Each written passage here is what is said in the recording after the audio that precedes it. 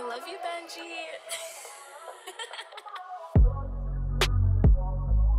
Woke up tripping, possibly faded. Stand on business. Bro, nigga outside waiting in the car for you to come and get him. $150,000 cash was stuffed in a pair of denims. Can't take no pictures. Still mad, I was waking up with her. Got an Uber for the bitch waiting. I saw somebody come and get her. Yeah, can't get into that. Broke nigga on the internet trolling. Can't even talk to a nigga who making them criminal posts. It's my vibe right here. Maybe it was me, not you. Maybe it was green, not blues. Different story, not written by you. Saw you outside while you chillin' in the bedroom. Don't wanna get too complacent. Now you been tripping about what I done said to you. Mentally we just in different places. Yeah, I'm in the stew. Whole time sneaking out the crib trying to fuck on a different dude. Passion, madness, it was sadness. What the fuck I'm supposed to do? I've been getting anxious, don't know how to change it, no. Tunnel and tripping, I don't even get it. You went from a hoe to a bad bitch. Upgrading niggas to do something bigger. You label yourself as a savage. Feel like I don't even know you no more. Now I'm just feeling embarrassed. What are we feeling embarrassed? I usually don't talk during the track. This is bad. I ain't gonna cap.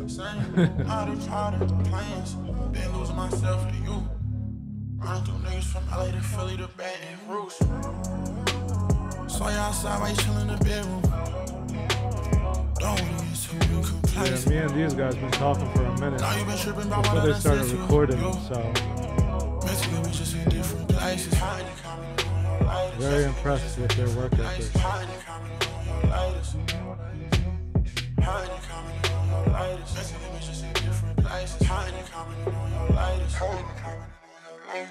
Yeah, yeah. Bitch tripping. Streams. My poetry.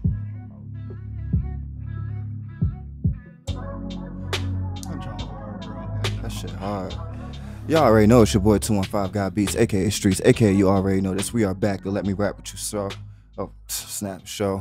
You already know. I ain't gonna lie. I'm supposed to be sitting here doing an interview, but we have to sit here and just talk about this track first real quick. Bro, first of all, for those who don't know, that was Dreams with three Z's? 3 Z's. Dreams with 3 Z's, ZZZ, you feel me? Correct? Don't sleep on them. Yeah, you feel me? Them ZZZs ain't for you to go to sleep, you feel me? For real. But honestly, before we even get into this interview with everybody, like, can we just talk about this track real quick, bro? Like, what was the process behind this, bro? To be honest with you, so the beat, I had held on to that beat for a minute, but like, honestly, I freestyled the whole song. It's one of my favorite songs I ever did. You didn't write it at all? Didn't write the song at all. The whole song, I don't know, kind of came to me. I used to have I remember one of the lines I had showed my man's Justin prior, but then I kind of just went in the studio, and when I felt the beat, I just kind of pulled it, and it just all kind of came to me. I remember I didn't write the chorus, but I kind of freestyled the chorus, and I just used something I freestyled prior to write the song, do the song.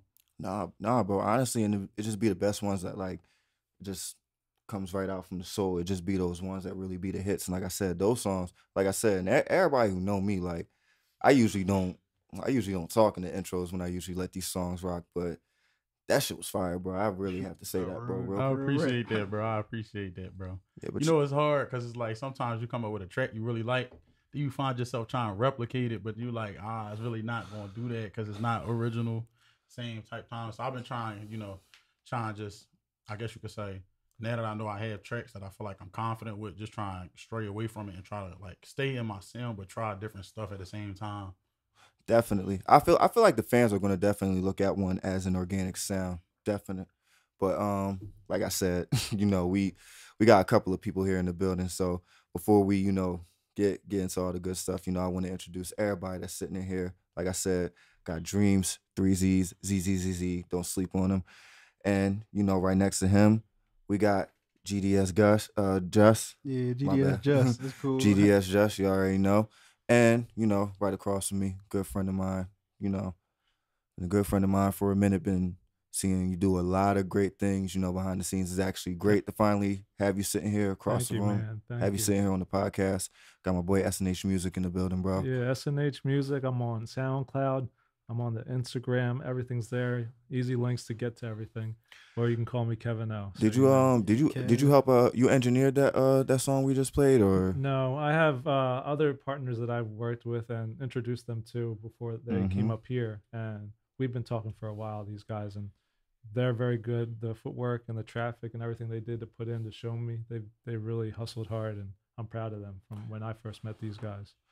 Yeah, definitely. And like I said, with everybody, I just want to go back with origins with everybody. So I guess with Dreams, I'll start with you. Like you said, like you know, you have your sound, you're finding it, and you're still being versatile. But where did music even start for you? Like, where did that spark even say, like, okay, this is something that I know that I really want to do? To be honest with you, like I always was into music and I always wanted to try it. It was something I wanted to do when I was younger. But my interest in music wasn't like my original interest. I was actually in a poetry. Like I was in a poetry team in high school. Like I used to write. I still write poetry to this day. I'm a writer. That's what I like to do. Love writing stanzas. Been doing that since 3rd grade. Like I just love writing. So my interest in music really came from, I guess you could say, me trying something different. I guess you could say, because I'm an artistic person in totality. Like I like to paint, draw, write. I read a lot. I still read books to this day. So it was like, I guess you could say, I wanted to try music. I used to freestyle a lot. That was really what I came up doing. I feel like my whole style of music kind of changed once I started doing music though. Cause this was not my original sound. Like this was not my original sound. I was more of a hardcore rapper and it kind of just shifted over.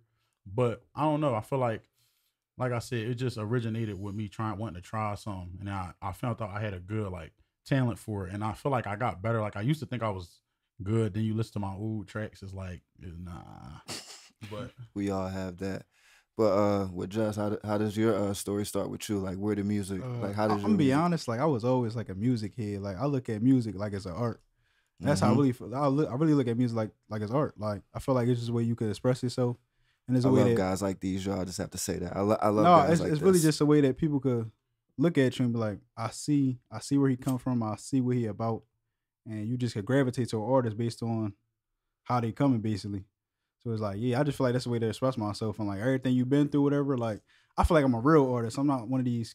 No offense, I'm not one of these cap artists that everything I come from is like real life. It's real life from the heart. It's just how I make music. Tell you the truth, bro. For real. That's really how I was. So like, yeah, I just always listen. I was always a music head. Listen to the music with my Dukes in the car and all that. Just hearing all these singers, hearing all these artists, and all. It's like, I don't know. I just really grew to love it. Like I feel like our stories like one and the same. Same with me. Like started just listening to R&B. My mom always taking me to school. R&B like Jodeci, Boyz II Men, R. Kelly, stuff like that. Tony Braxton, all that. And then getting older, I would be with my dad, hear like LL Cool J, Dipset, stuff like that. So my guy said I'm on point with it. But you feel me? Like but yeah, honestly, I feel like our story is like one and the same because me. Like, even before rap, like I always appreciated music. I always appreciated the art, even like podcasts. And I feel like my love for that is because I will always literally go into stores and just read magazines and stuff. Go read the source, read XXL. That's all, like my mom will go shop and do whatever the hell she want to do. But the XXLs, I still have a couple of them in my closet. Bro, like literally, as soon as what's that the checkout aisle? Yeah. So the little magazine racks and stuff like that. And you would see them. You would see the Source, the XXL, like the hip hop mags, and even the magazines for the producers that would go there and learn the digital audio software to even grab the free samples on those CDs and magazines. It's funny. I missed out on those. I was just so much into XXL, the Source, and all that. I kind of missed out on those. Yeah. But having the chain, go around. How does your origin with music, like, how does your find and love for music start for you? So growing up, I never really thought I'd be producing and making music like this. Always heavy into playing sports, basketball. As soon as I get home, I was out playing basketball. go out with my buddies and brothers and everybody, do the same thing. Probably thought he was gonna go to the NBA. or even being the 6-man sitting on the bench. I'm cool with that. Give me a check. hey, look, the bench gets a check too. Y'all gotta realize when you in the game, you in the game, baby. Absolutely. Yeah. And then, but by like 2007, 2008, when I was starting to work at Villanova, I had to do a foot surgery. So I used to try to do singing from open mics and everything, but I couldn't do that. So I was on bed rest for like a couple weeks to a month. Started writing, messing around with tools, a small little virtual DJ set, and I made a beat, put it online. My mom got a letter from Comcast, and who else do we get? Sony Records and shit. They're like, Kevin, why did you remix Jay-Z's song and put it up there, and you have to take that down because of you don't have the copyrights and everything? So we got a couple nasty letters like that, and I was like, okay, if I get a sign like that, I know this is where I gotta be, and I have an ear for it.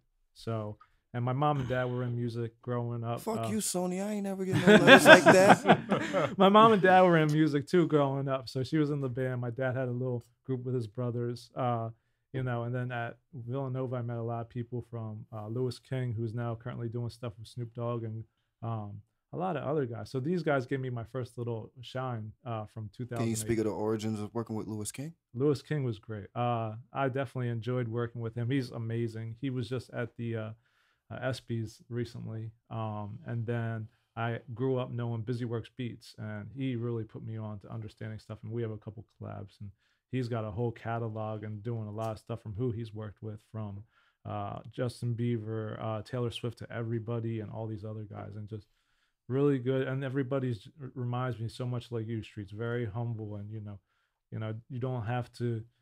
Or even if you do make it, you can still see the people that are going to still be real and authentic at the end of the day. And No, my one thing is, no matter where you're at, even with my status or anything, no matter who I interview, like my catalog with interviews, people who I produce, doesn't matter. yeah, I still believe in where I came from because I started from zero. I started from what people call the underground, or just starting from that, like you said, you know, starting from that first song. yeah, You feel me? Like how we discussed before the podcast. You just, you know, coming out with that debut song. We all start from there. yeah, And at the end of the day, a lot of these people do forget that. Yeah. I understand you get to the higher span, you know, you have to deal with certain people on that span. But me Yeah. personally, I still remember like when I interviewed the first set of artists and producers I interviewed, it just reminded me like all these people, they started just like me from zero. yeah, Even with the podcast, like now, like, and honestly, I wanted to say thank you to all the fans actually this week, because the podcast actually just yeah. on YouTube actually just reached 300 subscribers. We're almost at 100 on Twitch. But like I said, started from zero, Yeah. and even getting at that. And that's it's the way it humbling. is with everything. Instagram, Facebook, YouTube, all that, you know, it takes time, you know, you start from the bottom, not even using a so-called Drake line. So please don't sue me. But no, it's true. It's true. Like you start from the bottom, anything you want to do or study up, you really put your time in to look at it. And that's another thing that I would say I was similar to. I was not sheltered, but I stayed at home and I really, like I said, played ball, but I was always in my room working on the beats, going to the gym, or, you know, whatever, and just really have that similarity with a little bit of Kanye, a little bit of Kobe Bryant, I guess, because Kobe would dribble himself to sleep just to try to get to success and enjoy something that he loves. Bet So, that. And no, real shit. And that's what it's about. And honestly, you know, I actually want to take it back to the origins a little bit with you, Dreams, because like you said, you started from poetry. Now, although you do music and recording nowadays, do you still take it upon yourself to even, you know, because they still have, you know, the open mics to showcase stuff. They still do like open poetry and stuff. Do you still take it upon yourself to, you know, put yourself out there just poetically? As far as my poetry goes, I don't remember the last time I did an open mic. Probably like when I was just getting out of high school. A lot of the poetry I write now, I write it. I might show it to people like close to me, like friends, things like that. But even then, that's rare. I kind of use poetry as now kind of like an escape mentally. That's usually what I used to use my music for. But I feel like my music has kind of transferred from, I feel like it was my escape far more before I showed it to people. Now it's become more of like a creative outlet. That's the way I kind of view my That's music. facts. But before anybody ever heard it, that was what I used to do as an escape. But I feel like poetry is now, that's what it is for me, because I don't share it. So it's still it's like held close to me. I kind of don't want to open it up either. And No, it's nice definitely. too because it's also like a therapy when you write your poems or your songs. It's like a way you can, just like anybody has their therapy of what they want to release and make. I them. look at some of the songs, even if I don't release them or never record them, I look at them like poetry because it's still coming from here. Yeah. So at the end of the day, so it's like the songs I put out, they're songs, but I still got plenty of verses in my emails and stuff like that that I know I'll probably never ever record those songs to this day. Yeah. But it's still kind of a good poetic escape every now and then just to look at it, like you said. And speaking of like escaping, like I feel like everybody in this room, we all have like an origin influence, like that one artist or like that one person that really for sure. that really, made us say, okay, this is something that I really want to get into. So, I'm gonna go around the room and let everybody, discuss their few people. So, who would you say really got you into music? To After be the poetry. honest, I would say probably Bryson Tiller. I feel like that was an artist that kind of always like stuck with me as far as like musically. Underrated and deserves a lot more flowers. He deserves a lot more flowers. Very versatile. But if I had to bring up like other honorable mentions, and I feel like you can like see him in my music, a lot of people say like Party Next Door. That's one for me. And then probably like Tory Lanez. I like people who know how to shift. I'm gonna give you another one because of the intro. I got a black influence from that. Yo, that's somebody. That's somebody said that too. See, you knew. You already knew. I already knew you was thinking that shit too, bro. As soon as I got a black influence. As soon as I heard that song, I ain't gonna cap. Yeah, I heard that too. I don't know. For that, I feel like my sound is very much like But Black is also another versatile artist as that's well. What I'm saying. That's kind of probably why I got that feel. That's what I'm saying. I like guys that can go back and not only like people that can rap, but can also bring in like melodies, background melodies, have good vocals, know how to. And I'm really starting to get into like engineering. Like that's something I really want to start getting into because I want to learn how to like engineer my own music, break down my own music, things of that nature. Because I feel like a lot of the top guys now, and I'm trying to like evaluate what they do. A lot of them do that. They work with high quality producers, etc. But they also know how to engineer their own music. I feel like that's a skill set I want to have for when I want something to look how I want it to look. And it's hard to come. The great thing is that and shout out my boy Monty the Great. We were actually discussing on our episode how he felt like that more artists should actually take on the role of like just engineering. So then even if they're not doing the final mix or the final master, if they're still like he could learn how to mix and master his own stuff. But if he feels like an engineer like you might have that touch that he's looking for, it's like, okay, he'll come to you, bro. I already know what I really want. Exactly. There's just something missing. And then if there's a beat that I made and I need hooks or something, I'll go straight to these guys. Be like, yo, put that fire rap on there or that fire melody on there. So hell yeah. Josh, what would you say your influences were coming up? Influences, like I said, I listened to everybody growing up. But I say as I really got into music, I'm gonna start from getting into music. Cause like I say my favorite is probably Chris Brown. I feel like he the GOAT. Like that's really who I was like, oh yeah, like his music is just crazy. Like he really like if you listen to what he's saying, he'll really like touch you. Like not on the what I'm saying, it really just hit you in a different way. Like you hear everything he's saying. And he's versatile. You know what gave me a great reminder? I was in a Uber the other day, and I don't know if it was like a serious radio station or whatever, but they played Wall to Wall. And I was sitting there like, damn. That's he been doing this for a minute. He been really made me think like, damn, he really been, how long ago did that like that's what I'm saying. His longevity is crazy. But I say like, as I really start trying to make music, I really start in like middle school. I honestly seen somebody writing. I was cool with somebody was writing. Maybe I should try this. So I started rapping. I started off rapping in middle school. Everybody was like, oh, you good or whatever. But then in like high school, that's how I met him. We used to always be like rapping in the back of the class, like freestyling. Like I really was rap when I first started, but I just switched soon. But I'll say inspiration was always like P&B Rock, because like, especially from where we from, like Philly or PA, wherever you want to call it, like everybody make a certain type of music. He always was different with it. Like he was smooth and it was like a R&B-ish, like hip hoppy, but he wasn't always rapping. It was his own style. That's why I always said it was just like where everybody get the melodies from and the runs. It really came from him. Like he really started it. So it was like, that's really when I was like, oh yeah, I like that type of music. And I start really like trying to not go down that lane.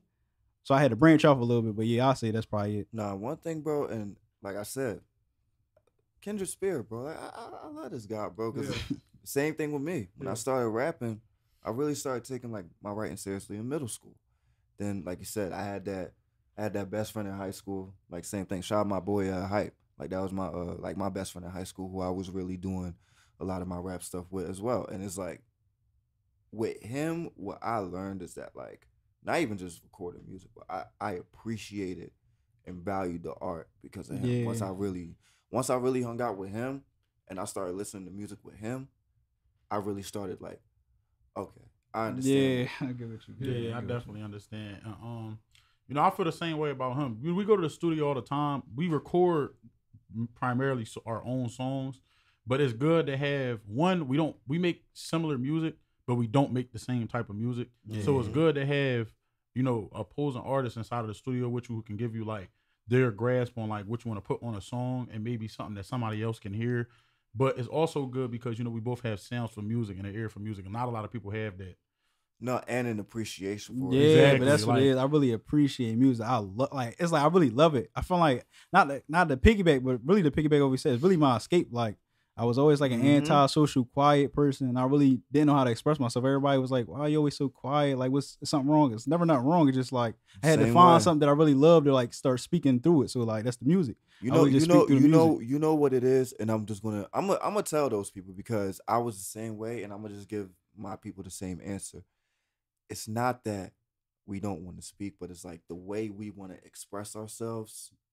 The majority just wouldn't understand. Yeah, Like unless you're sitting in a room with somebody like him or him, yeah, they're not really gonna sit there and comprehend what you really want to express. And I understand that, bro, because Yeah. I'd be the same way.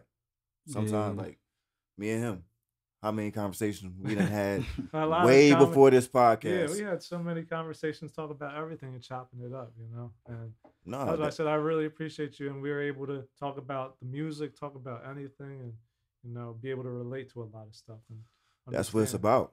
about. And honestly, like you said, because for me, music was the same way. But now that's how I make when I make beats. Like instrumentals are more of like my words. When you hear the beat, it Yeah. really more so expresses like, okay, this is what I'm really trying to tell you, but I'm not trying to tell you yeah. with I words. feel what you're So I saying. definitely understand where y'all both coming from. That's why, and honestly, what I'm going to say, and I definitely pay attention to a lot of artists who value this. That's gonna keep y'all and take y'all a long way. Just appreciating the art, because and shout out to my boy Mark Myers. He literally just said this on Sunday's episode. Some people just do this for the money. Yeah, Yeah, for sure, I seen for that sure. episode Especially in too. this city.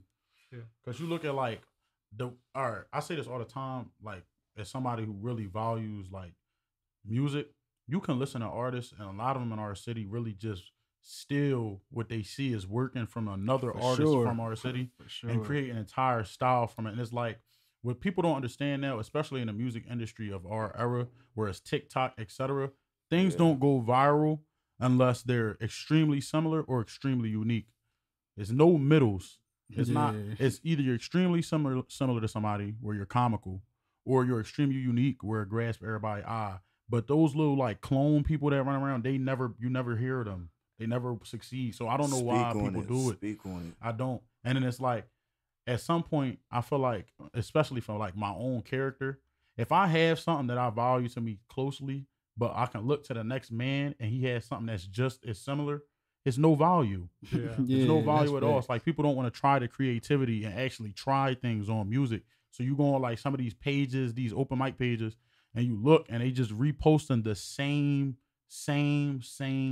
some people on the same beats with the Say it. same drill flow, Say it. really drop names. People want to become Skrilla now and YBC Duel and all that. Like, that's not for everybody. Yeah. It's not. But I'm That's not. to be honest, that's what I always said. Like to be honest, I always said Mhm. this. Like me making music, yeah, that's what I love doing. But I quit before I sell my soul basically and make music that I don't love doing because I view it as an art and I really view it as something you could like a way to express yourself.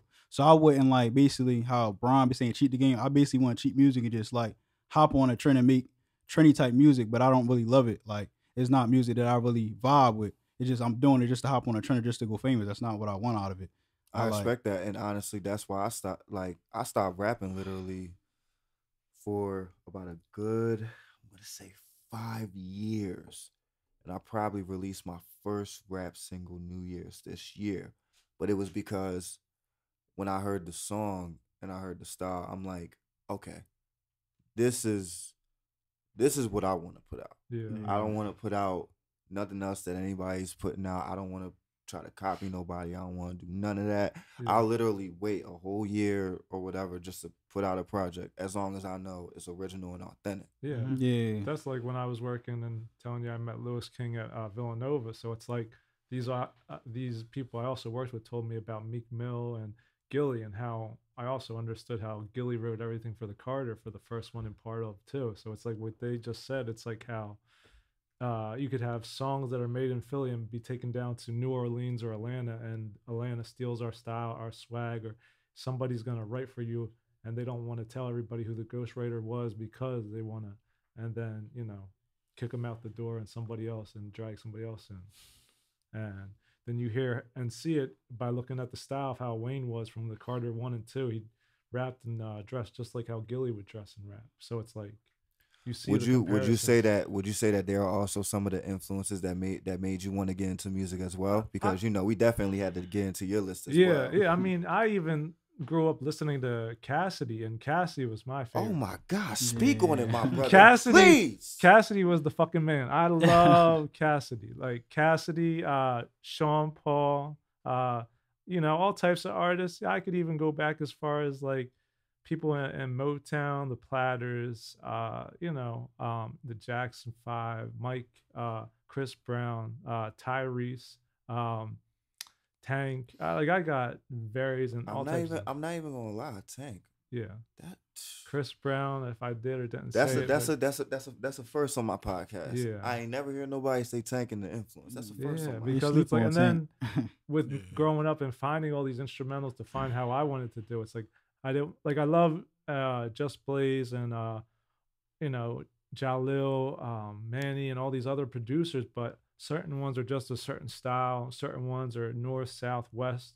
Dre, love Timberland, love Jalil, love Kanye. Dr. Dre is definitely one of mine. He's one of mine on my list. These guys really pushed me to be inspired to do my stuff, and I also wanted to be versatile, so I would have beats from all sides of the 50 states versus just, okay, I'm going to have Philadelphia beats. No, I'm going to have Florida beats. No, I want to have Philly, Florida, North Dakota, South Dakota, California, Texas, from the Chopped and Screwed, Chameleon Air, Bun B. Oh, another one. That's what I mean.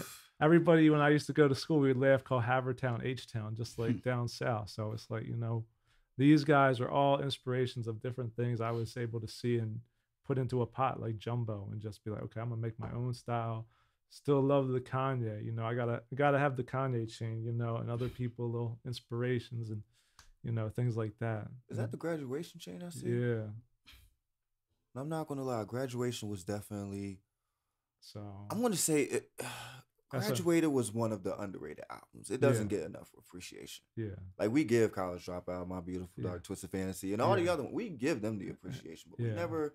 And trust me, they did the anniversary, thing and everything. But I definitely feel like it still doesn't get the appreciation. College Dropout was crazy. Even his 808s and Heartbreaks, that was definitely something different. That's where a lot of people didn't realize, even if you want to take it back as far as Africa Bambaataa, I want to make sure I say it correctly, and Cher, when that's where people were really recognizing auto-tunes. And these people, to T-Pain, that really pushed it, and then everybody jumped on auto-tunes, but nobody really understood what it was for or what they would do with it. And, Wayne chopped it up and did it too, but it's really something that's very popular now in young artists, right? No, definitely. And, we kind of got a little glimpse of, how y'all two, met in high school. So what's your story, with coming across these two?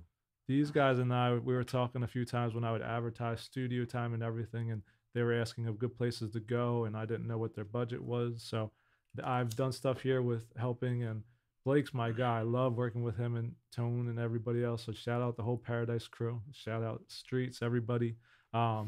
And then I also told him there was a place I would help out that's in Delaware County that I donated and spent time to called Infinity. Infinity's a nice little spot. And I used to work out of the B room, so the B room was like home to me. Like this is home. So I had two little places to chop it up and make beats. And if I wasn't at my house, and I said, yeah, go to Infinity, or if you want, come out here. But they did stuff at Infinity, and Infinity's great. Their producer Ty is great. OB is great too. So everybody has their own little twitch and I guess again style of how they want to produce, and it's so different, and it's so great for these guys being very versatile. And these guys are great even if they were to do songs together. Like that's why I said I could see them doing some great collaborations too. I can see why you definitely both brought him on, and we're definitely gonna give y'all a GDS Jus exclusive as well. We're gonna give y'all that at the end of the podcast. Yeah.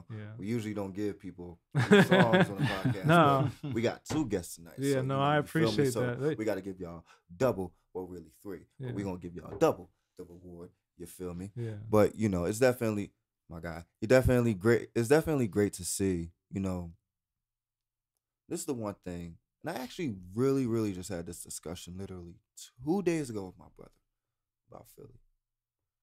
We're now getting into, it's going to take time. It's definitely going to take time. Yeah. Trust me. Rome wasn't built in a day, and neither was I. Yeah. My middle name is Jerome. That's why I use that analogy. No, Rome wasn't built in a day, and neither was I. Yeah. But we're now getting into, like you said, what's going to happen, like you said, the copycats, the copy and paste, is slowly fading out. Yeah. And what I'm seeing now, I'm seeing the organic movements and unity that's going on in Philadelphia. Now, it's definitely more than one. Like, there's definitely small movements going on No, you're at a absolutely time. right. But what I see in each of these movements, because one, I'm not going to say I was a part of them, but I was definitely, just say literally a living witness. Yeah. Like in the like just being around, just being outside. I was literally a living witness in the process of literally in the past. This is 2024, so I'm gonna say about 2019 going into 2020, because I started the podcast 2020, but I really started paying attention to what was going on in 2019. So, in the past 5 years, it's a lot of great collaborations, a lot of great unity. The media wants to put out, the hate, this, that, and the third. And trust me, there's stuff that still goes on in Philly. We're not going to be naive to the truth. Yeah. But what's not being put out, and why I do this podcast, is having great guys like you, guys like these in the room.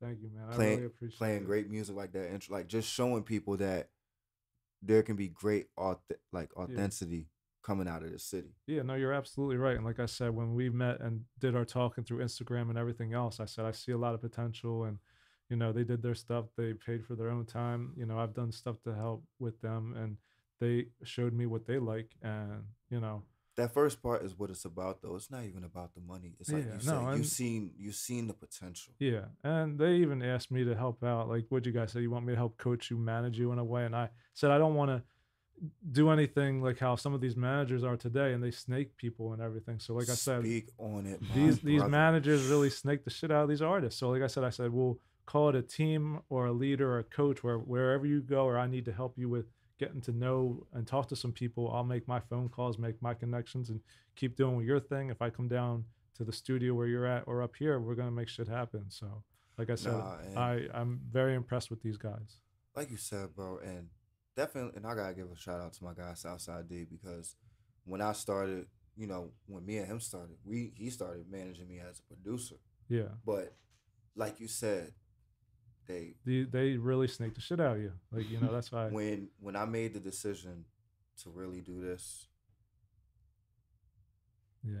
he didn't hesitate. Yeah. And that's why he believed in me. Yeah. And not only did he believe in me, within the first 2-3 seasons, he gave me guests for the podcast, even though it was just remotely. Gave me guests. He gave me phone call. Like every week, it was a phone call. Yo, you doing an interview with this guy today? You're doing an interview with this person this day. And that's what it is. It's nice to have those people that are going to help everybody network versus like, and that's not. I mean, excuse me, and Philadelphia really doesn't do that. Atlanta loves to network and help everybody out, and it's like Philly, we're just like, we're like dogs, we're all for ourselves. No, and definitely, I definitely want y'all two to definitely speak on y'all experiences of how y'all seen, the good and the bad of, Philly and when it comes to this music scene. Cause trust me, like speak on it. Cause trust me, we've all seen it. Yeah, We've all seen it. I've spoken on it. Yeah, and that's why I said Blake's. I'm not gonna cut them off, but just say real quick, Blake believed in me too. Like I believe in these guys, and he would protect me the same way before putting me in front of everybody. So just trying to do the same thing with these guys. Yeah, but that's what Kev said, spot on. Like how he said, there's a lot of hate. It do be like that sometimes. Like how they say it's a city of brotherly love, and then some people say, where's the love at? Like you don't really feel it. But that's why I always say I don't have a lot of friends. I don't have a lot of context. I don't talk to a lot of people. I only being as authentic as you two are. Yeah, I know that hate, bro. Trust me, I know. So it's like, for instance, like you see my bro to me Dreams. You know what I'm saying? I always tell him he's the best rapper out of PA. I say that all the time. To me, like that's how I got better. I'm gonna be honest. Like when you work with somebody that's good and you hearing what they doing and you like, it makes you better if you actually have that drive in you to be better. Mm-hmm. So it's like instead of me hating, I want him to win because there's genuinely love there. Like, but that's what separate us from a lot of people. Like we genuinely want each other to win, and it's like once we see each other win, it's like, okay, bro, yeah, go ahead, keep doing your thing, bro. That's what you was always meant to do. Like that's how we look at it. That's why I rock with Kev so much because like Kev is just an authentic behind dude. Like appreciate it, man. He it. It's just genuine. It's like genuine. And Kev, I ain't gonna bring up nothing that took place off the podcast, but Kev done a lot of stuff where it was like he ain't have to do it, but he did it. So it made me respect him because there's not a lot of people who will ever do something like that. And it never felt like it was attached to nothing. It always just felt like it was like him trying to be thorough. I always knew it was something in you, bro. Yeah. Like, see that, and that's the thing. Like, I needed. It's not that I didn't need somebody else's word, but it's like authentically, like how he just said it. Yeah. Because it's like one thing about me, bro. I'm not trying to talk like my mom or anything right now, but I'm really a spirit. I can be a spiritual and energetic person when it's time. And when I literally met this guy, it was kind of like that. Like, I may have not known everything I have known until like, this point. Yeah. But my spirit just told me there's something about this guy and he's going to be around. No, and I definitely appreciate that. And with talking to you all those times, I feel like from the first couple times to even today, I still would always talk to you about anything. And I felt by getting to slowly more and more talk to you, I could talk to you if I had a crappy day or just something shitty was going on.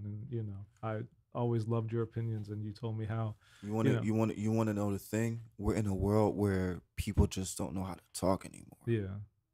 And I'm not, and like you said, I'm not the best talk. I'm not the best. I don't know how to have a conversation. I don't know how to hold a conversation the best. Yeah. Trust me.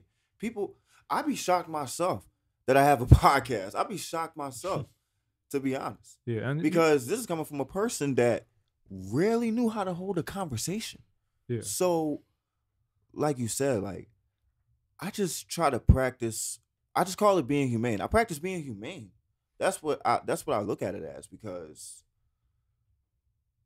it doesn't matter how, bro. We could all sit. We could all have $1 million right in this room right now.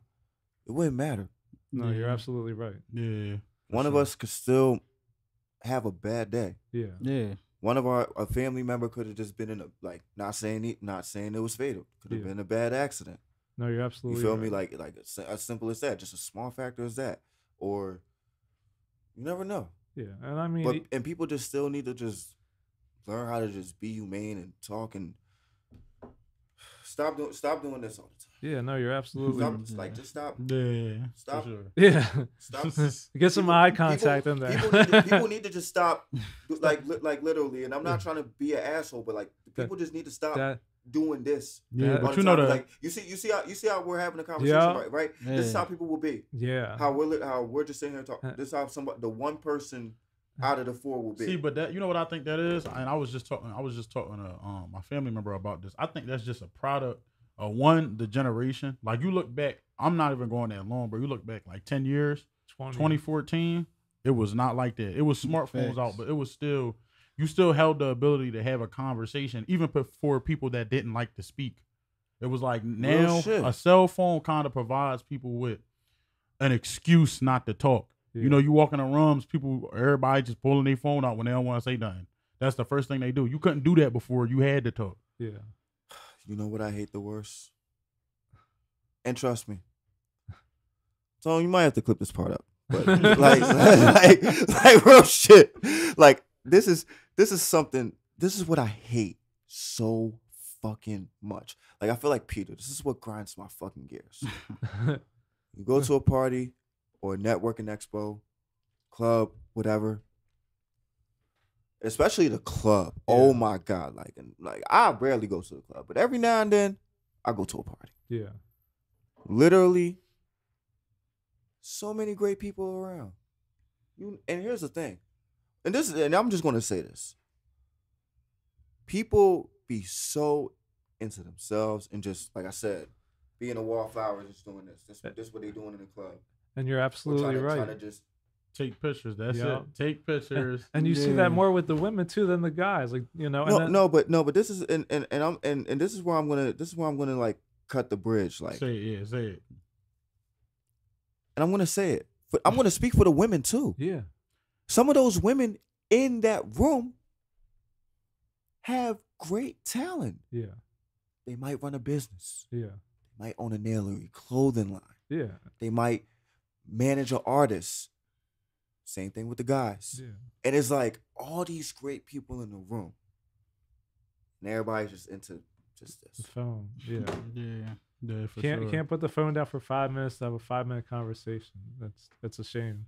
What happened to possibly just chopping it up? What, like niggas be so into trying to get that chick in the club. Yeah.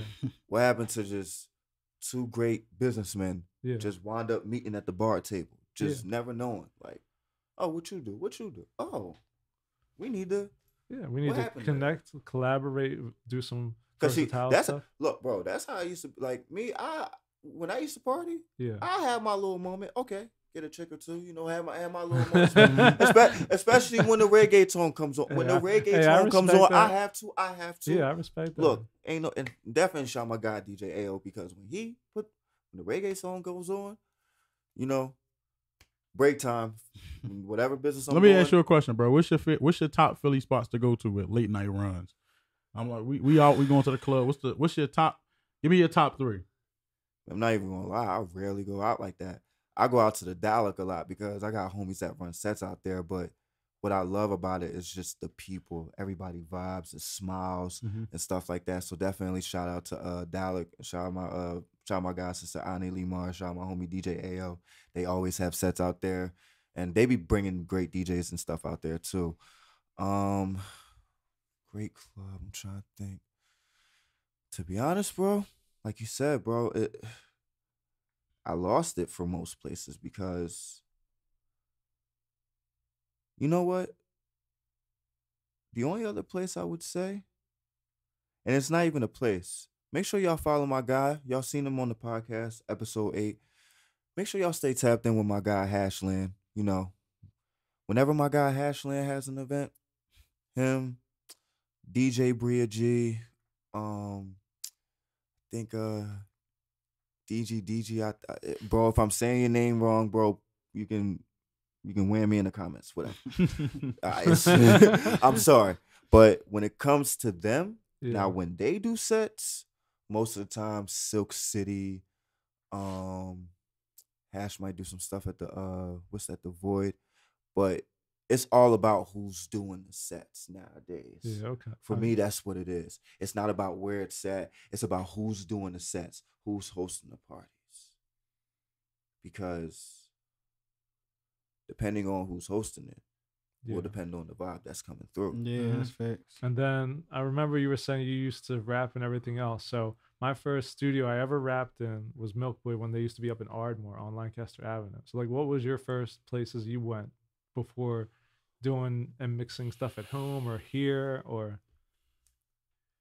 was there a studio before. I mean, And that's where I did my first couple open mics years ago up only there thing before they moved down here. I'm gonna be honest. The only thing I can say is that I really just came up with my friends, because like the first studio I ever went to be honest, bro, I was just.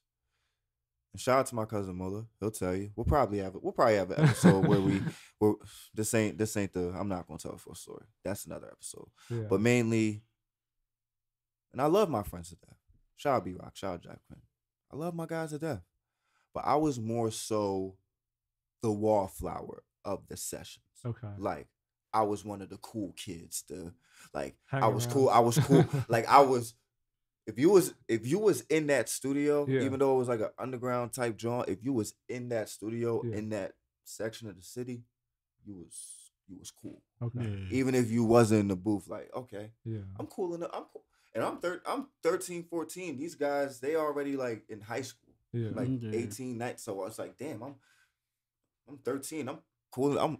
I'm with the cool kids. Yeah. Like, no, you're absolutely right. What more can I say? I'm with the cool kids. I can't say no to that. I can't say no to that. You feel me? So it's like, but to be honest, after that, bro, I just kind of really just did everything on my own. Yeah. I think Paradise was really my first home. Okay. To be honest, if I think about it, I've been to other studios, like I said, as the wallflower, I'm just a homie. Yeah. Like, it could, and whether it could be with Ness or Chris or whoever, I could just pop up. One of the homies might know me in the session. The engineer might know me. Yeah. He good folk. Homie know I had a gas. Yeah. Fuck it. Roll up some weed. Fuck it. Let them record. Roll up some weed. They come out. Whatever. Yeah, and that's like how a lot of them were. Like if they were trying to get extra studio time, they would like kind of like they would slide in on someone else's like style. like when Be it like, came "Hey, when I-" it came to like really building myself, Paradise was my first home. Yeah. But other than that, I was just more so just the wallflower trap boy of the studio. Like I was just like, And I would I could roll weed. yeah, and I could record shit at home too, but Waka Flocka, give me a good rate, baby. I just need a good rate now. I'm not saying what you paying now ain't good, but you know, I'm just yeah. maybe a little 15 little 20% increase. But you know, Paradise was really my first home, honestly, bro, Yeah. because Coming down here from places like that, like I love this a lot. you know, meeting guys like you. Yeah. Tone, you know, and like I said, this is the first year, and like even sitting in this room putting the podcast on this span, Yeah. like I said, because I'm meeting artists like these. It's, you know, a lot of people, they tell me, because like as long as I've done production and podcasting, they tell me, you know, you could travel this, that, and the third. No, I'd rather Keep it here. Philly's my home. Yeah. And there's great guys like these that still need a platform. Yeah. Yeah, that's facts. And that's what Why would I leave that? And that's kind of how I look at it. And this is why I'm kind of glad this is my home, because yeah. you know, it gives me the opportunity to have you bring guys like these. Yeah, like I said, I'm very blessed to have the opportunity to work with these guys. You know, they could have ran into someone else to work with, and they could have had an artist. I'm sorry, they could have had. Well, yeah, I'm considered an artist too, but they could have had an artist / manager that would have, you know, maybe treated them as good as me, or someone that could have treated them worse. And you know, but I'm glad that I can do everything with these guys. Very humble, very mature for their age, and you know, I'm blessed to do everything with them, and just proud of their growth, and there's more growth to come. So I'm excited for everybody to see what they have in their future and stored with everything that they got, with all these songs in the vault, and getting ready to unload them and release them coming up. No, and speaking of that, growth, that's honestly the next part that I kind of wanted to get into, because you know, the growth is definitely going to be coming with y'all. So I definitely want to, you know, let y'all speak on, you know, the next single or the next project that y'all, you know, ready to campaign or ready to roll out, and just let people know, like, you know, this is what y'all gonna hear from me in 2024. Well, I'll start first. I'll say, So, you know, the track we played in the beginning is called Incomplacent. That's gonna be my debut track. First song, first drop. That's gonna be coming around September. It was a lot, you know, trying to get it ready, but it's gonna be coming around September. And Y'all then, better clip that in the previews, god damn it. yeah, yeah, definitely clip that. Definitely clip that. That's big. But Download it, pay for it. one of the stories about how I even got Incomplacent was because I was working on a project and it was supposed to be one of the songs on a project, which is leading me to what I was about to say. Hopefully, I'm looking at after Incomplacent. I was gonna drop a lot of those singles on the project, but I think I'm gonna just drop them as singles. So I'll probably be dropping another one of them songs y'all gonna hear. Some of the best music I made so far. You know, we just getting better. But that's what's going forward for the rest of the year for me. And that, and just now I'm trying to work on visuals as well, like getting music videos, definitely getting on podcasts with people like this, just getting my voice and my face on the internet, because you know I want a professional view by me. I don't want somebody to mistaken me for somebody that's not taking it serious, because if it's a question, then it's reality. That's the way I look at it. That's And fact. I already knew when I walked in this room before we even hit the record button that y'all guys took this seriously. Like I said that. Yeah. I don't know, man. My spirit, there's only a 0.1% chance that my spirit is wrong. Yeah. And trust me, I have faith in that. When I walked in the room and I seen these guys, I already knew. Yeah, they really shined and showed me. Even when I came to one of their performances for a live performance down at, what was that, Spades? Mhm. Yeah. So, and they've done other ones too up in the county. So Yeah, no, we definitely will speak on that next. But just what can you say? I think we had a discussion. You said you might have was it September the 13th? Oh yeah, I got a song. This is my second drop. So I had a first drop. It was called Something Different. It was on every platform right now. If y'all want to go listen and tune in. My second drop. GDS Jus. Yeah, GDS Something Jus different. everywhere. Search it up right the GDS fuck now. I Jus don't everywhere. I don't care if the view count has to go down on the episode on the live real quick. Make sure y'all go search that right now and go save that bitch. yeah, make sure you get it. I grew up with people doing the Napster and stealing shit. So no, pay for their shit. Yeah, so that was Streets, my I know you remember Save Napster. save it in the Apple Music. Apple Music pays well, please. Yeah. No, I facts. know you remember Napster and all that stuff growing up. Yeah. Napster pays well too. If anybody has Napster, I'm just saying now. Yeah. Yeah, so that was my first song. It was called Something Different. But the track I'm dropping September 13th, Friday the 13th, is gonna be a good behind day for music, because Reasons is coming out. That's my second track, and I think that's really gonna explain who I'm starting to become as an artist and the growth. Like we were just talking about the growth. I feel like when I first started, the influences is what it was too heavy. Like you hear the P&B rock too much, and it's like you don't ever want to, as an artist, you don't ever want to get stuck to get compared to one artist, because at that point, like we talked about earlier, you're just a replica, and nobody wants a replica of an artist. You want to be unique.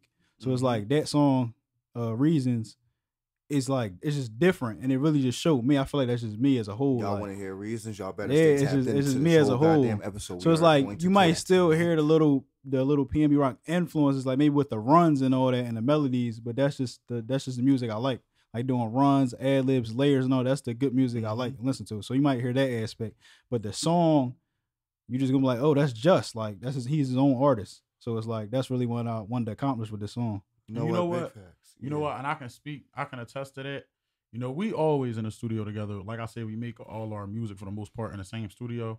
And I feel like an issue we both had was, you know, we love music and we recognize, you know, talent that are supreme to other talent. But we felt like, I don't know, and I felt the same way for myself. Some of my influences were playing into my music. And you kind of listen back and it's like, you realize why the songs don't hold value to you emotionally. Yeah. It's because it doesn't really feel like you. And I feel like now I feel like not only does the sound, as far as delivery, layers, being able to know where you want to locate certain things inside of the song, I feel like that has gotten better for the both of us. But I also feel like what else has gotten better is just the uniqueness to the sound, which is something that's, like I said, it's not very popular. And it's what you need. And I feel like it sounds unique, but it also sounds high quality. Well, shit. No, honestly, and I'm going to say this because artists being unique, I'm gonna use a much better word than unique. Character. That's something that you guys, you know what? and artists out there, when y'all hear this, if you get mad at me, you get mad at me. But this is a Let Me Rap With You podcast. I'm not here to cap. What you guys bring to the table as artists, y'all bring character, charisma, not just, and honestly, this podcast alone has shown, like you said, other podcasts, make sure y'all treat these guys right, please. Because another thing, and I just spoke on this last week, having a voice. Yeah. That's something that matters, like you said. Being different, being true to yourself. Like you said, having that voice, having that character really matters. And when, like you said, September the 13th, if that's what the next step of you expressing yourself as an artist, as a character.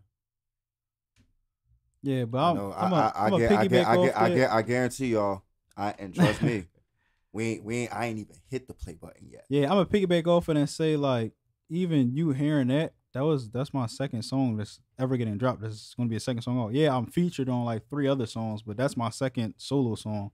And it's like, to be honest, we started going to the studio October of last year. It hasn't been a full year. So when you hear our songs, everybody always say to us like, wow, y'all good. But it's like, we were impressed when we first started, but we know we got bigger goals and we want bigger things in life. And this is like, we can't get complacent on just being good to start away. We want to be the best. So it's like, when people say you good, it's like, yeah, I appreciate it, but I'm trying to become better. So my voice now is going to sound like how it is now, but my stuff is going to get way polished the more and more I keep getting into it. So it's like, that's really what I'm aiming for now. Like, especially trying to eventually want to perform on tours and stages and big stages. You want to really just polish your voice. So like, when you go on stage, it sounds just like you, how it do inside the booth. You know what? I want to speak on somebody who spoke on this exactly. Another Philly artist, Friday. He spoke on it inside of an interview, and I definitely feel like he's kind of like what I mean by, you know, just holding your own, I guess you could say, uniqueness or differential from everybody else, especially from our city.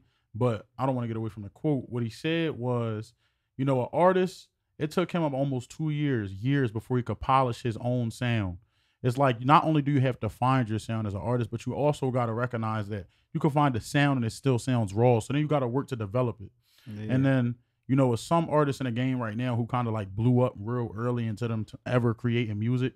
So that at the same time, they're progressing because they never had the time to, you know, go through the process. And at first, I'm not gonna lie to you, like, that was something I wanted to just blow up. And then you look back and you think like, you start to appreciate the process and the growth as an artist, because you see yourself kind of like stepping away from the crowd in terms of like quality of music and value. Knock, real shit.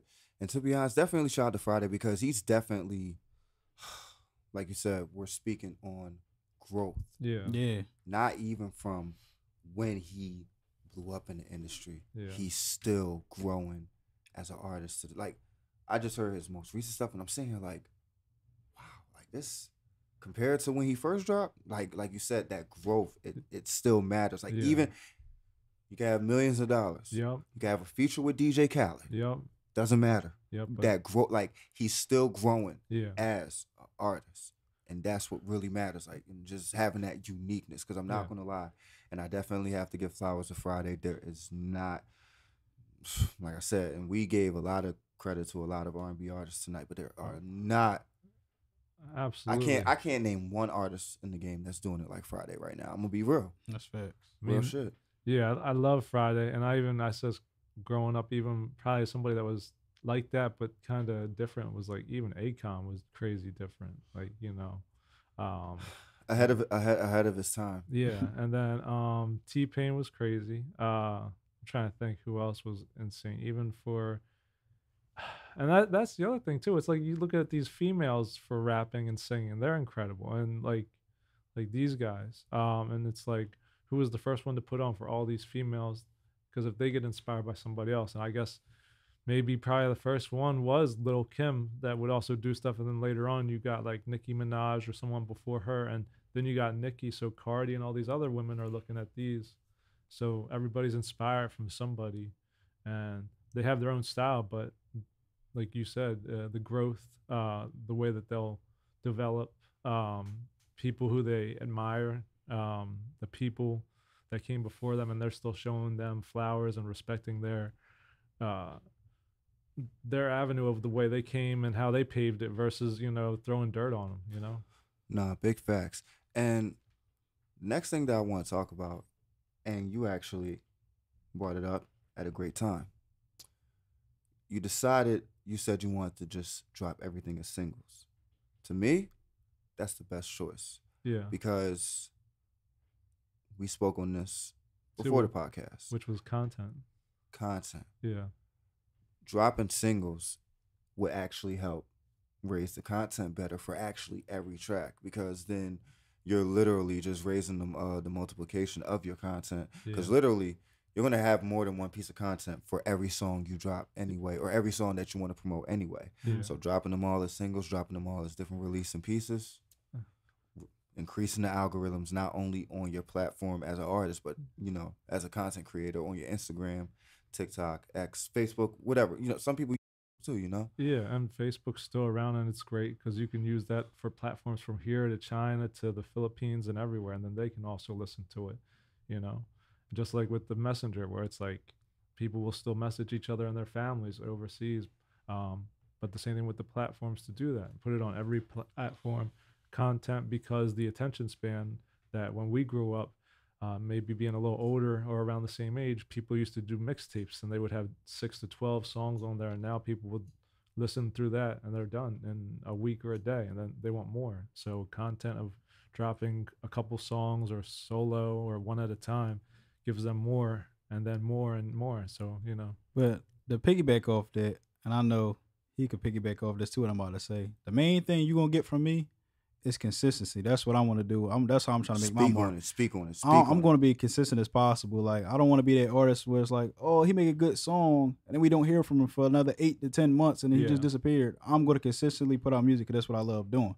So it's like, I'm going to make sure my product is amazing, but I'm going to consistently drop, so I'm here. Like, you got GDS Jus to go listen to every month. You got GDS Jus to go listen to. You got a bunch of songs.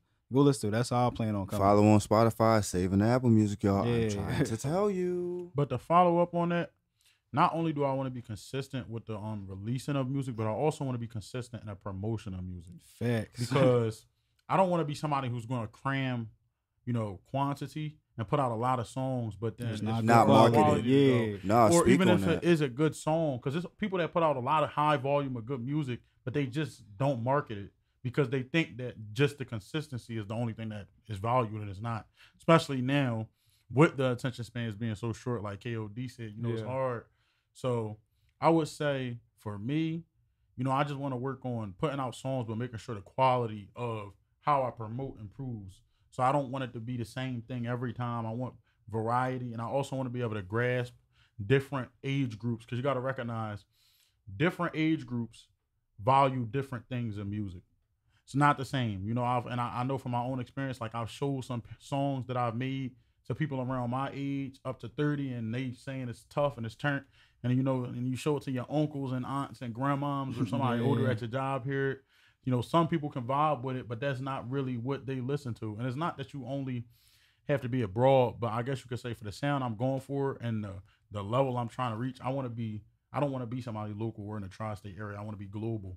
So I have to be able to know how to grasp multiple age groups, and I feel like somebody who I idolize for knowing how to do that at a really high level is Drake.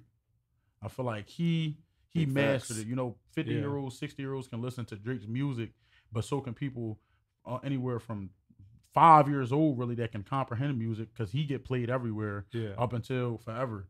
And it's interesting because he still keeps his own sound, but he knows how to put twists on it to grasp certain ears of older age and younger age. So I look up to Drake for somebody like that. And another one he spoke on, Chris Brown. Chris Breezy. I feel like he managed to never change himself amongst a group that was always changing. People still listen to Chris Brown music to this day. I don't feel like he ever changed his sound. He's one of few artists I feel like never changed their sound when you listen to their new songs. Uber ride. I heard no bullshit on the way home the other night, and I was actually on the way to see Bay. Yeah, this is fun. Like I said, and Uber driver was playing no boy. I'm like, what the fuck? I didn't even ask you to play this. This shit was just it just turned on as soon as I got in the car. I'm like, okay, Chris, for sure. Nah, but one thing that I like you said, different age groups. This is one thing I learned actually dropping instrumental projects. And I actually have the guess a little bit of a statistic right here. Because when I used to drop singles and stuff and little projects and stuff as just a rap artist, Yeah. the age group that I would probably get was maybe 25 to like 33. But now I'm looking at a 20% of like 35 to 30 to 44. Yeah. Like a 20% of people who actually consistently play like certain instrumental tracks that I play. So like he said, it's all about just catching that worldwide ear because there's something for everybody. Yeah.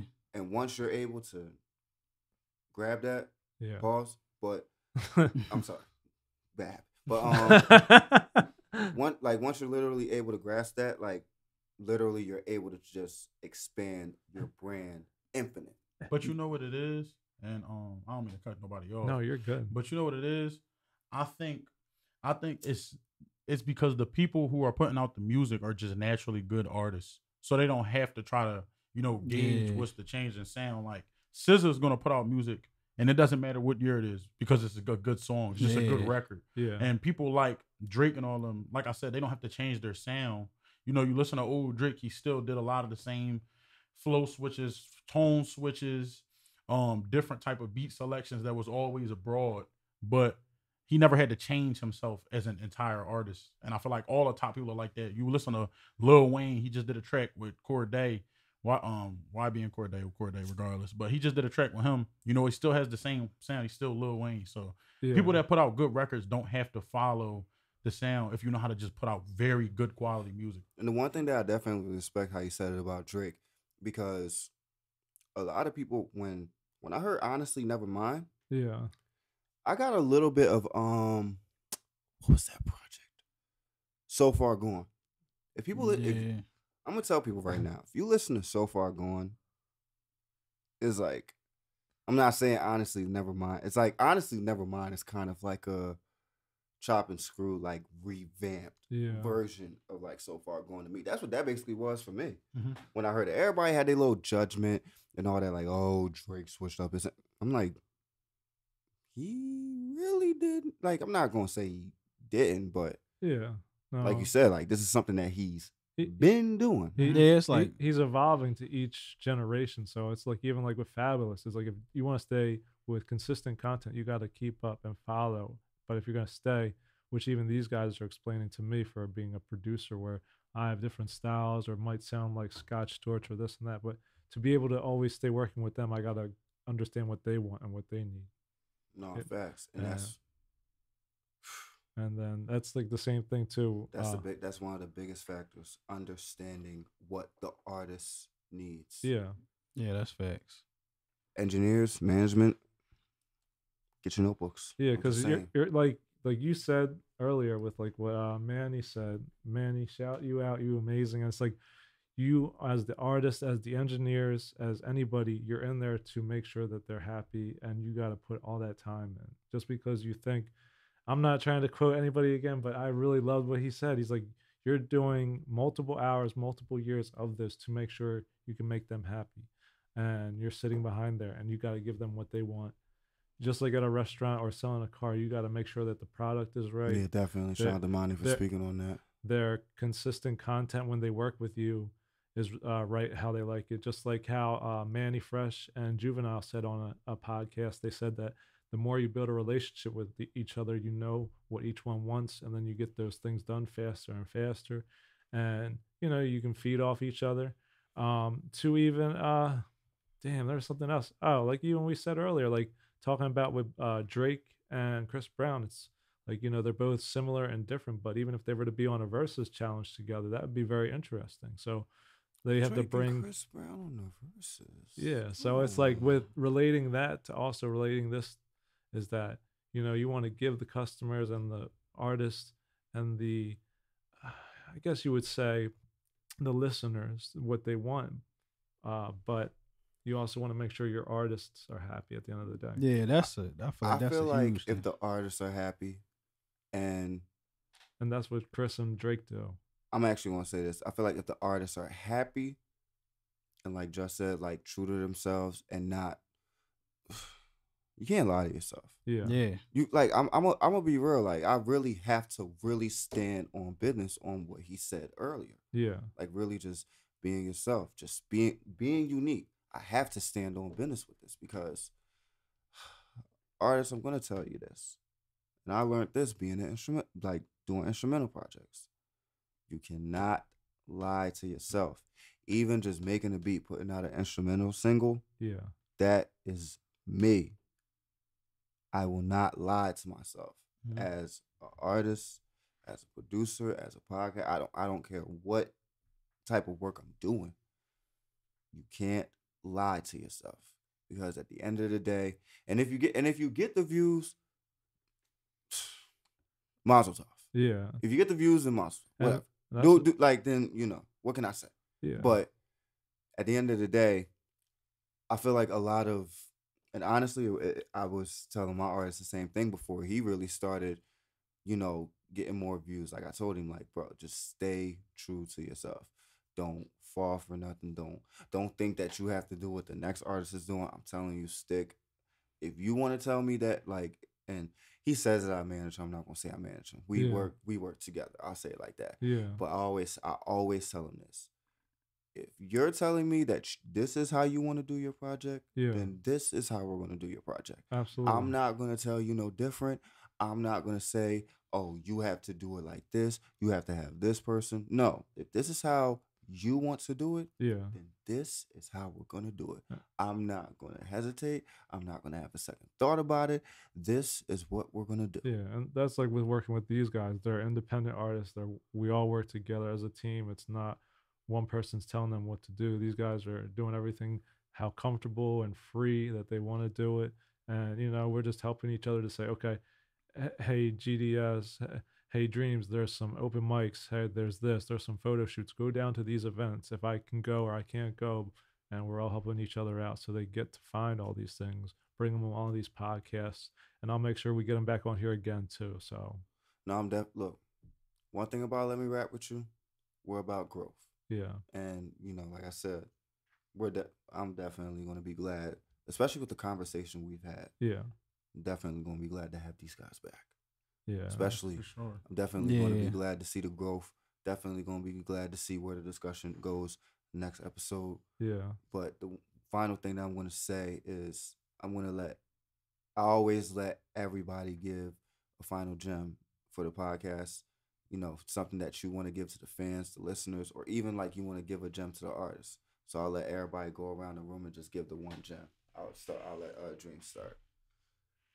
Something I would probably say, and I kind of use this for myself. I would say, get the song ready as well. Okay. Mm-hmm. Personally, for me, it's really just about, as a person, you got to start stepping away and realizing and evaluating your life. I feel like that's something not a lot of people do. I feel like we all have, and I was just talking to my grandfather about this. That's why it's funny. Mm-hmm. I believe as a person that everybody on the planet has a superior talent. I feel like, and mine might not even be music. It could be anything. It could be my poetry, my art, etc. And with some people that they live their entire life and never find out what their talent is. So they end up never satisfied. My piece of advice to anybody watching will probably be, find what your talent is. It's a blessing when you find it, because some people build careers off it. Some people's talent is, knowing how to make proper investments, financial advisors, all kinds of different jobs. People working in security, and some people just love those things because that's what they believe is their talent. So I would say, as a person, just find your talent, and from there you can build everything. You can be whatever you want to really be. People are going to pay for what's superior to everything. You just got to find out what you're superior at. I like that. I really do. Damn, I'm not even gonna lie. I felt that when I had to. Yeah, no, that's honestly, dope. Just that's real deep. I'm gonna have to get him back on the show. I'm probably gonna have to take these gems in. I can't even say nothing. Just want to let you take the floor, bro. Yeah. My advice would just be stay true and be authentic. Like, I think that's mainly how I operate off life. Like, and that's how you build connections with. You see, I build connections with Dream since I know him since 9th grade. And that's really like my brother. Like, and then Kev, I just met a couple months ago, but we already locked in because of the connections. It's just the authenticness. Like, Yeah. I don't know. I never tried to be nobody else but Justin. Like, I don't go nowhere and try to put on a fake persona to make people around me like me and other. I just be myself. And I feel like that's always going to carry you further than trying to put on a fake image for media, for friends, for family. Just be yourself. And at the end of the day, people going to like you and they're going to love you for being you. And they might dislike you for being you. But at the end of the day, you get to live with it and say, that's who I am. So when you look in the mirror, you don't got to go home and be like, dang, I feel like I just lied to people and I'm high on myself. And then when you finally release yourself, you feel bad because it's like you was faking it the whole time. And I never wanted to be like that. So I just say, yeah, stay true to yourself. Like, nah, big facts. Scav, what will be yours? I mean, like, even if I was to relate it with a gem that is 2 gems, it's like if you look up to Iverson and Kobe because of their work ethic and everything for doing that to be similar. And they were able to put their hard work on the court and in business, they were able to be very successful. And it's like relating that to anything you want to do, make sure you do it and stay focused, to being like, even relating another story by saying you have grass seed and a tree that's seed that you put in the ground. They're both going to start from the ground in the dirt. And while you're doing that, you see the grass and it stays here while the tree rises, reaching for the stars. And it's not hanging with the grass. It's focusing on itself and being with itself versus being around all the bad noise or anything. It's going to grow and it's going to mature and you're going to see it sprout into something beautiful and blossom. So I would say when you keep those facts together and you want to reach out, branch to be able to achieve, you rather be the tree and shoot for the sky versus being the grass and just hang around and, you know, dumb down and just stay here on a, you know, a low platform versus wanting to reach for success, reaching for the sky, or put that ethic and work ethic in like Kobe and Iverson being small and short and you're going up against trees and you're like, you know what, I'm going to put the work ethic in on the court and I'm going to be able to carry myself and the team or the people I'm working with as we all work as a team that goes all the way to the playoffs. And, you know, it was just him because he had that mentality of I'm going to play my hardest every day or I'm going to be in the studio every day and give it my all. Mm-hmm. And one thing I always tell people, it's not about if you win or lose at the playoffs. Yeah. It's just about making it there. Absolutely. If you can make it there. And then next year you could win. Exactly. And, you know, like I said, for those who made it this far, anybody that made it this far and, you know, into the Twitch tonight or watching the podcast, like I told y'all, we actually got one more song to play. Yeah. We spoke on it. We're going to give y'all a double feature. Reasons, September 13th. Yeah, y'all ain't, unless you watching the podcast, you ain't going to hear this until September 13th. Yeah, you got a double feature tonight. Scary hour. Like a movie. We about to get into that Reasons with GDS Jus.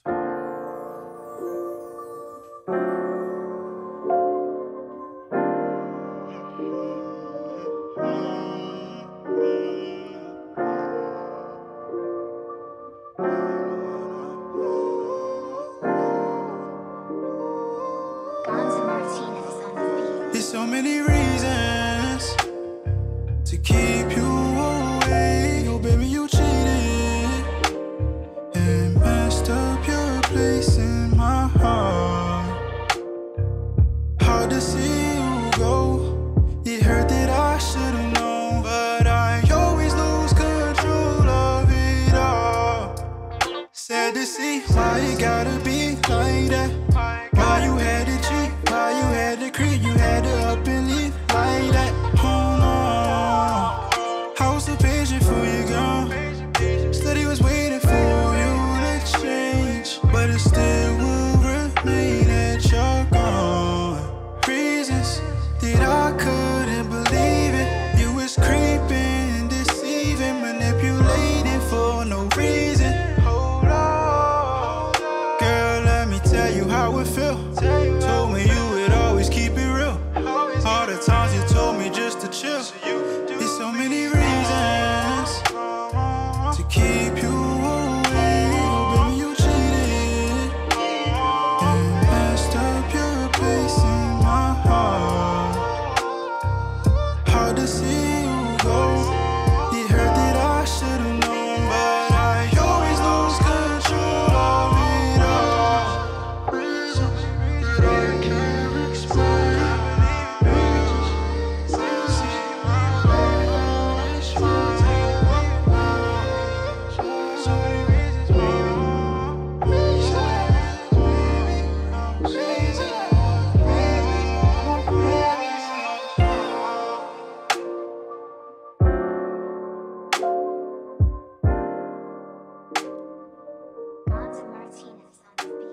Okay, y'all. Okay, y'all. Before I do the outro of the podcast, because I can't just leave. I can't leave out the podcast. No, that shit was fire. Before I get to speak into it, I got one word. Unfucking believable. Bro, that's the only word that's in my mind right now. Unfucking believable. From throughout how we did this interview. And trust me, by the time this goes on YouTube and we have YouTube comments and all that come in from the fans and all that, I'm pretty sure that they're going to agree with me. Yeah. We were not expecting that from him. Yeah. We weren't. I wasn't expecting the intro from Dreamzzz already.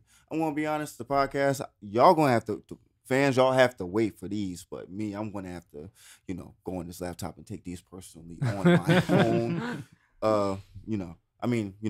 My co-host can get these, but the fans, y'all have to wait. But bro, just unfucking believable, bro. Yeah, guys, I'm proud of y'all. Guys, I really am. I'm really proud of y'all. Nah, We bro. appreciate you, Kev. I gotta give you these next couple minutes to speak on this song. Like, man, when you was in the studio, bro, like, what was just going through your mind, bro? I'm sorry. I just have to know. It's like back to being authentic. That's the beauty about it. Like, even when we was talking about finding your audience, I feel like that's what I struggled with in the beginning, finding my audience. It was like, I made good music, but it was like childish. So I just matured my tone a little bit, and I realized this is stuff I really went through, or stuff I go through. So it's like I said, music is a way to really just tell people how I feel, because I don't really talk like that. I'm quiet, so that's the way that I express myself. And that song right there, like how with the layers and all that, it really just me expressing myself, really like wanting you to understand how I feel and how people like me feel. Like when you go through heartbreaks, you go through breakups and stuff like that. I've had my shit. Yeah. I was feeling it, Paul. But I was feeling that. Believe it, y'all. I don't cap on nothing, y'all. But you a real one. Trust me. I was feeling that for real. Like I said, whew. Yeah, that's what. Just to piggyback over there, that's why I feel like it's so special about me and Dreamzzz. Like, man, bro, it's like we don't make the most popular music. That's why I feel like it's so hard, or it's gonna be so hard for us to get where we want to. But at the same time, it's so unique because nobody really like I said, nobody really makes this type of music. And maybe it's their pride, but you don't hear a lot of Philadelphia, Pennsylvania artists making this type of music. It's all one category, and we make different. So that's why I say that's another reason you should tune in and just listen, because it's art and it's beautiful art at that. Like, I have a saying: the far road to gold still has its treasures. Yeah, that's deep. Yeah, it is deep. That's a saying that I go by. The far road still has its treasures. Yeah. Even though you're not gonna, cause trust me, like, I'm not saying where I want to be either, but because of interviews like these, Yeah. I wouldn't change this. I wouldn't change the road I'm on for nothing. Yeah, it's like the Yellow Brick Road in Alice of Wonderland or whatever, and you gotta follow yourself all the way down. Like, the Wizard of Oz. I'm my bad, but yeah, you gotta take that path and that road to success. But speaking of follow, before we go out this podcast, I'm gonna let y'all drop y'all follows, y'all ats. Y'all can follow me on the gram. My Instagram is Dreamzzz with 3 Z's, just all one. I am Dreamzzz, 3 Z's.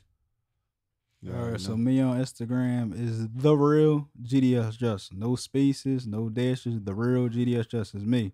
And on every platform is GDS space Jus, and you'll find me every platform. So that's it. And then mine is SNH_music.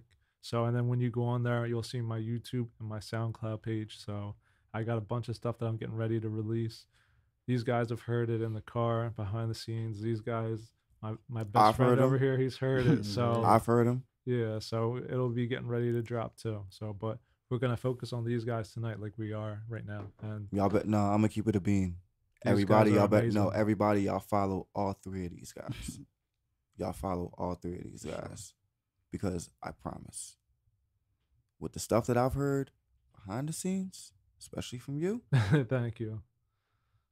Trust me, I don't raise.